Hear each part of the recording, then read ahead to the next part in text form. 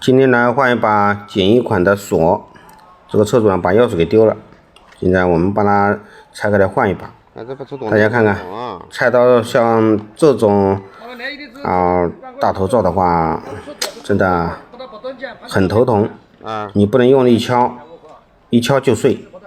你如果说不用力敲的话，它又不出来。你看，像以前的这种大灯总成基本上就下面4个螺丝一松，它就上面可以分开的，就是拿得出了。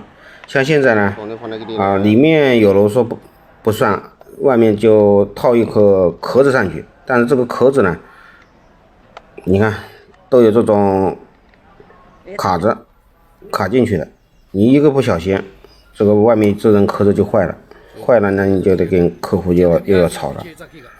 客户说我让你去修的，我又没让你弄坏。我提议这个厂家不要用这个东西，虽然说美观，但是对于我们这个维修的来说这个就不好修，你根本就不好弄，很麻烦。你如果说你整个大灯罩全部帮他换的话，人家客户又不愿意，他只换把锁，是吧？屏幕前的朋友们，你们说说呢？是不是这个道理？能不能弄简单一点的，让我们维修起来好维修，不要动不动就换整个的。